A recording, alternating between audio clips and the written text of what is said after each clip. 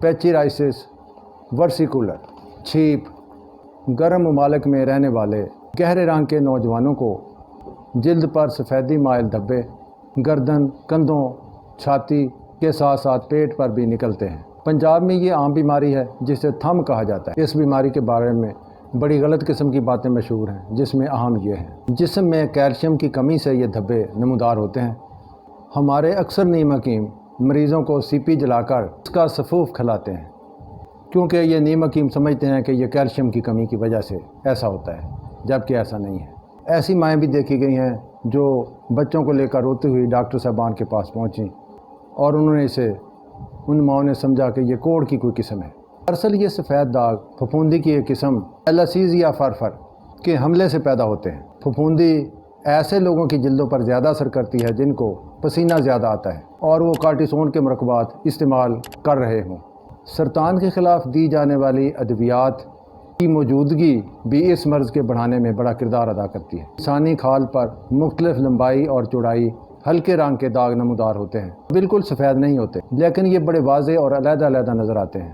ان کا زیادہ زور چھاتی اور گردن کے گرد و نواح میں ہوتا ہے۔ ان پر چھلکے نہیں آتے، لیکن بار بار کھجلانے سے ہلکے اور پتلے قسم کے چھلکے آ سکتے ہیں۔ عام طور پر ان میں خارش نہیں ہوتی اور اکثر یہ سالوں تک نوجوانوں کو اپنی لپیٹ میں یہ بیماری گھیرے رکھتی ہے۔ یہ داغ مستقل نہیں رہتے اور علاج کے بعد یہ ختم ہو جاتے ہیں۔ گرم ممالک میں پسینہ آنا لازمی امر ہے۔ اسے خشک کرنے اور جلد کو ہوا لگنے کا عمل مسلسل رہنا چاہیے۔ کم از کم گرمی کے دنوں میں ہر شخص کو سوتی بنیاد پہننی چاہیے تاکہ پسینہ جذب ہوتا رہے۔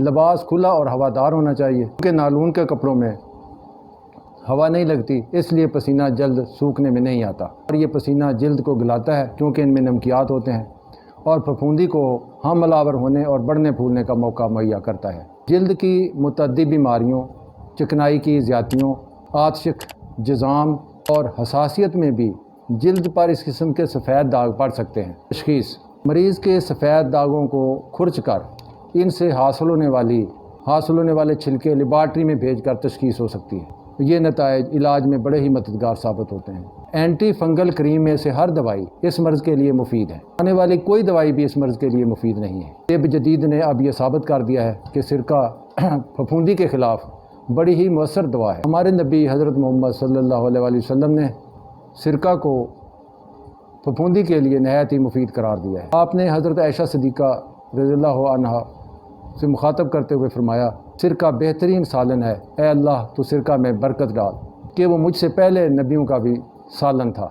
جس گھر میں سرکہ ہوگا وہ گھر والے کبھی غریب نہیں ہوں گے۔ ادویات نبی کی روشنی میں ہم نے برگ مہندی 10 گرام، لوبان 5 گرام، مکی 5 گرام، عطر فارسی 5 گرام اس کر 200 گرام سرکہ فروٹ میں ابالا۔ یہ لوشن پھپھوندی کی کسی بھی قسم کے لیے نہایت ہی مؤثر پایا گیا۔ ایتھک طریقہ علاج میں بوسٹا، پیٹرولیم اور سلفر مفید ادویات ہیں، لیکن ان دوائی کی طاقت اور ان دوائیوں کا وقفہ اس کے لیے کسی ہومیوپیتھک ڈاکٹر سے پوچھ لینا بہتر ہوگا۔